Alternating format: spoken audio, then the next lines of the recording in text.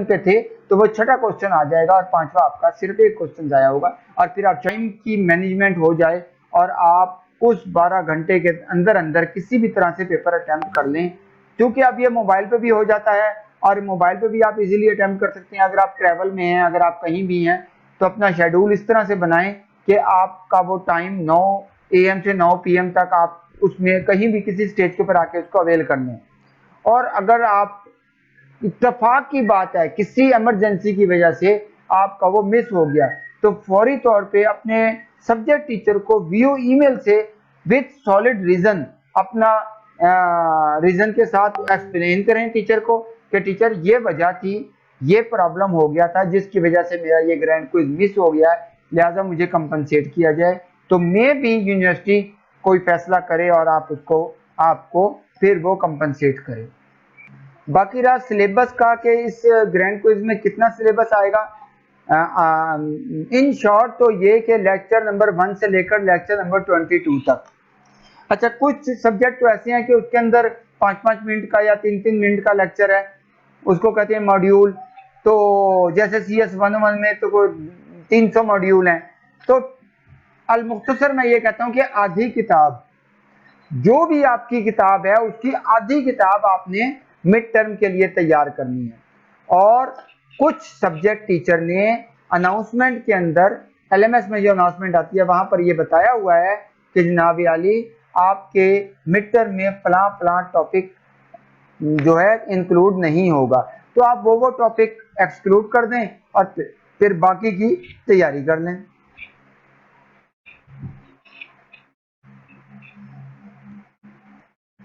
क्योंकि virtual university का जो एग्जाम सिस्टम है इसमें रट्टा सिस्टम फेल है, रट्टा सिस्टम कामयाब नहीं है। इसमें कॉन्सेप्चुअल स्टडी है, कॉन्सेप्चुअल एग्जामिनेशन होता है। आपने जो भी टॉपिक पढ़े पूरे कॉन्सेप्ट को क्लियर करके पढ़ें कि अगर आपका कॉन्सेप्ट क्लियर है तो टीचर पूछने वाला, सवाल करने वाला किसी भी एंगल से सवाल कर ले, तो अगर आपका कॉन्सेप्ट क्लियर है तो आप उसको इजीली टैकल कर सकते हैं।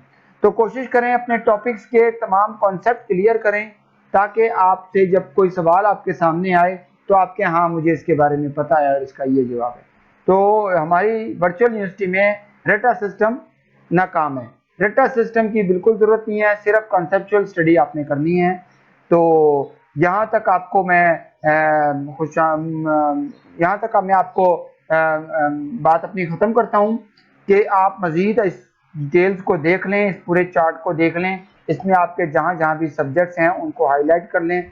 मज़ीद आपका कोई क्वेश्चन हो तो आप हमारी वीडियो के अंदर हमें मैसेज भी कर सकते हैं, कमेंट्स भी दे सकते हैं, और आपके जहन में कोई राय हो, कोई बात हो तो आप हमारे वहाँ कमेंट्स में दे सकते हैं। मैं अगली वीडियो के अंदर आपको ज़रूर उसका जवाब दूंगा।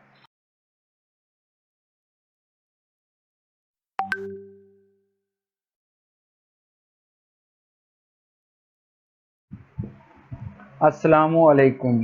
जी स्टूडेंट्स, जैसे कि आपको मालूम है कि मिड टर्म के क्विज़ेस का शेड्यूल अनाउंस हो गया है। 11 जून की डेट को आज ये इन्होंने पब्लिश किया है। इसमें कुछ बुनियादी पॉइंट्स हैं जो मैं आपको गोशगुजार कर दूं और आप उन पॉइंट्स को याद रखिएगा ताकि आपके ग्रैंड क्विज़ में आपको रहनुमाई हासिल हो सके। नंबर एक चीज़ कि आपने अपने जो शेड्यूल ये आ गया है, आपने अपने सब्जेक्ट इसमें मार्क कर लें, और जो भी आपके मुतलका सब्जेक्ट हैं ये पूरा एक शेड्यूल का डिटेल्स दी हुई है टेबल में।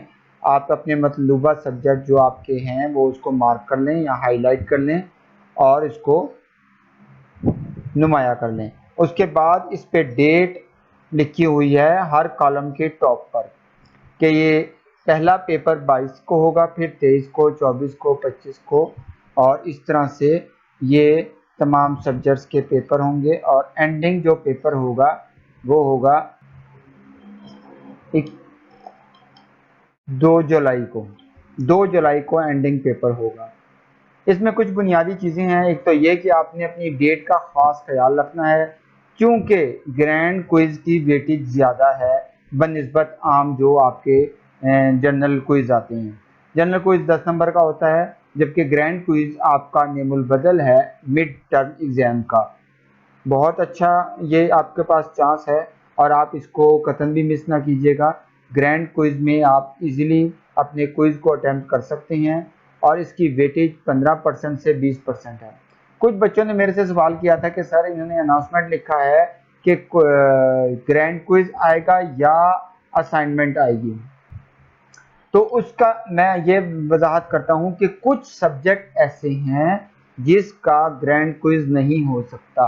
मिसाल के तौर पे एक मैथ लैब का सब्जेक्ट है जिसका ग्रैंड क्विज क्योंकि असाइनमेंट आ जाती है। इस तरह के एमएससी मैथ में, एमएससी जूलॉजी में और कुछ ऐसे सब्जेक्ट्स हैं जिनका जो पूरा का पूरा सब्जेक्ट है वो टोटल प्रैक्टिकल पे डिपेंड करता है, तो उसके एमसीक्यूज नहीं बन सकते, तो उसका वो एक असाइनमेंट सी आ जाती है और वो 20 नंबर की होती है या 25 नंबर की होती है। उसके अलावा तमाम सब्जेक्ट्स के एमसीक्यूज आएंगे जो कि 30 होंगे, 30 एमसीक्यूज होंगे और जैसे कि उन्होंने टाइम बताया कि 90 सेकंड में आपने वो कवर अप करनी है।